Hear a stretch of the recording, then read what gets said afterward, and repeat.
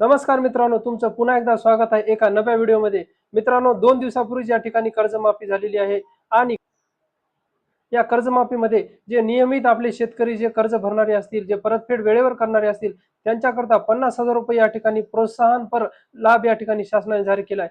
तर मग तो 50,000 रुपये लाभ हा प्रत्येक शेतकऱ्यांना मिळणार आहे का? नाही, तर त्याच्या सुद्धा काही नियम, अटी, शर्ती आहेत।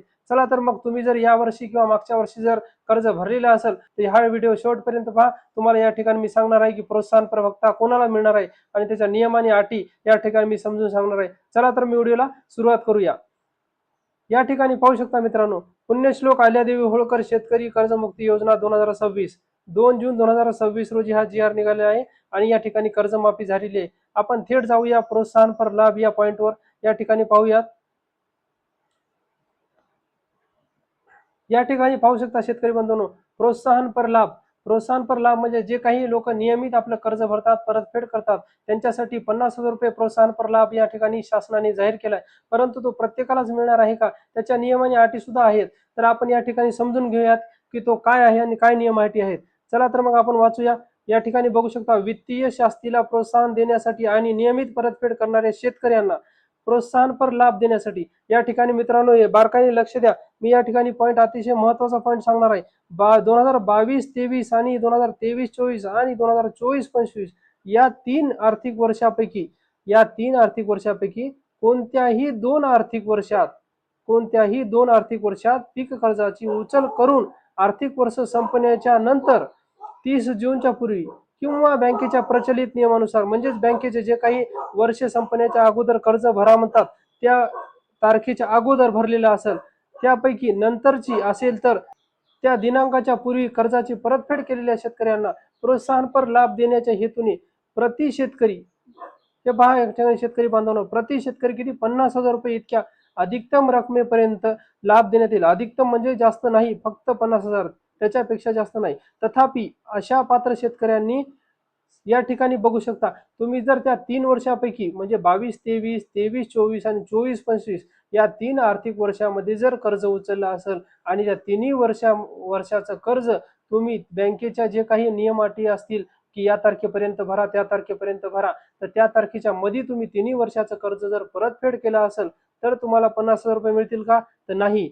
याच्या पुढे अत्यंत महत्त्वाचा पॉईंट आहे, हे बघू शकता की सन 2025-26 आणि 26-27 या आर्थिक वर्षात अल्पमुदत पीक कर्ज घेतले असल्यास, म्हणजे जर तुम्ही 25-26 ला पण आता पीक कर्ज घेतले आणि 26-27 ला सुद्धा पीक कर्ज पुढे घेणार आहात, तर ते सुद्धा तुम्हाला वेळेमध्ये म्हणजे विहित मुदतीत परतफेड करणे अनिवार्य आहे। म्हणजेच तुम्हाला पुढच्या या 25-26 आणि 26-27 या वर्षात सुद्धा वेळेमध्ये कर्ज घेतलेलं भरावं लागेल आणि या मागच्या 3 वर्षापैकी 2 वर्षाचं कर्ज भरावे लागेल। तर तुम्हाला अधिकतम रुपये 50,000 रुपयापर्यंत त्या प्रोत्साहनपर लाभ या ठिकाणी मिळणार आहे। प्रत्येक शेतकऱ्याला लाभ एखाद्या वर्षाचं मी जर कर्ज भरलं तर त्याला 50,000 रुपये मिळणार नाहीत। मित्रांनो, हा पॉईंट अत्यंत महत्त्वाचा आहे। हा कोणीही तुम्हाला समजून सांगितलेला नसेल। या ठिकाणी बघू शकता दुसरा पॉईंट तर त्याच्याहून महत्त्वाचा आहे। हा बघा, सन 2023-24 अथवा 24-25 या वर्षात घेतलेल्या व त्याची विहित कालावधीत पूर्णतः परतफेड केलेल्या, म्हणजे तुम्ही 23-24 ला आणि 24-25 या 2 वर्षामध्ये जर कर्ज घेतलं आणि त्याचं वेळेत परतफेड केली असेल तर पीक कर्जाची रक्कम रुपये 50,000पेक्षा जर कमी असल्यास, म्हणजे तुम्हाला जे काही तुम्ही कर्ज घेतलेले असेल 23-24 आणि 24-25 ला, ते जर 50,000 रुपयाच्या जर मध्ये असेल तर या ठिकाणी अशा शेतकऱ्यांना काय मिळणार आहे? प्रोत्साहनपर 50,000 रुपये मिळणार नाही, तर 23-24 आणि 24-25 या वर्षात अल्प मुदत पीक कर्जाच्या मुद्दल व व्याजासह प्रत्यक्ष परतफेड केलेली रक्कम, म्हणजे तुम्ही 50,000च्या मध्ये जे काही तुम्ही कर्ज उचललं होतं आणि त्याचा व्याजासहित जे काय 50,000च्या मध्येच होतं सगळं आणि ते परतफेड केलं तर ती तेवढी रक्कम तुम्हाला मिळेल।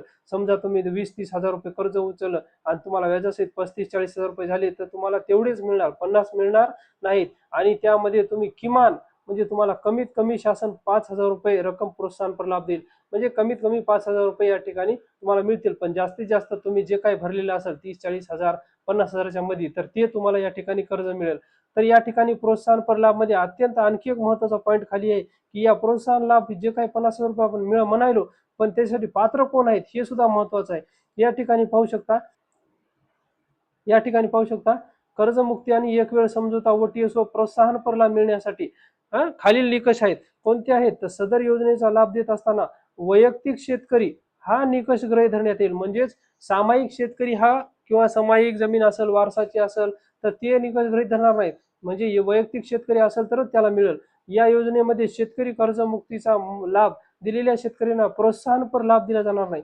म्हणजे तुम्हाला जर वरी 2 लाखापर्यंत कर्जमाफी मिळाली असेल तर त्याला प्रोत्साहन दिलं जाणार नाही बरं का. त्याच्यानंतर खाली बघू द्या. सदर योजना शेतकऱ्यांनी राष्ट्रीयकृत बँका, खाजगी बँका, प्रादेशिक ग्रामीण बँका, जिल्हा मध्यवर्ती सहकारी बँका कडून घेतलेल्या कर्जास लागू राहील. तसेच प्राथमिक कृषी पतपुरवठा सहकारी संस्थांनी त्यांच्या स्वतःच्या निधीतून वितरित केलेल्या कर्जांना देखील सदर योजना लागू राहील. तशी कोणकोणत्या बँकांना आणि कोणकोणत्या संस्थांना लागू राहील हा या ठिकाणी पॉईंट आहे. आणि चौथा पॉईंट या ठिकाणी बघू शकता. योजनेच्या निकषानुसार पात्र शेतकऱ्यांचे आधार प्रमाणीकरण करणे, तसेच ॲग्रीस्टॅक आधार सामग्री मंचावर शेतकऱ्यांची नोंदणी अनिवार्य आहे. तुम्हाला ॲग्रीस्टॅक काढणं अत्यंत महत्त्वाचं आहे. या ठिकाणी शासनाने जवळपास 1-1.5 वर्षापासून प्रोग्राम राबवलेले आहेत. आताही ॲग्रीस्टॅक काढणं चालू आहे. कोणाचं राहिलं असेल तर ॲग्रीस्टॅक काढून घ्या. ॲग्रीस्टॅक काढल्याशिवाय तुम्हाला कोणताही लाभ मिळणार नाही. आणि शेवटला पॉईंट सुद्धा आहे या कर्जमाफीच्या जी मध्ये, की सगळी ही ऑनलाईन प्रक्रिया होणार आहे. ऑनलाईन म्हणल्यावर तुम्ही समजून घ्या, या ठिकाणी ॲग्रीस्टॅक असेल तर तुम्हाला डायरेक्ट तुमच्या महाडीबीटीद्वारे कर्जमाफ झालो मेसेज विषय येतील. पण तुम्ही ॲग्रीस्टॅक जर काढलेलं नसेल तर तुम्हाला या ठिकाणी लाभ मिळण्याची शक्यता कमी आहे.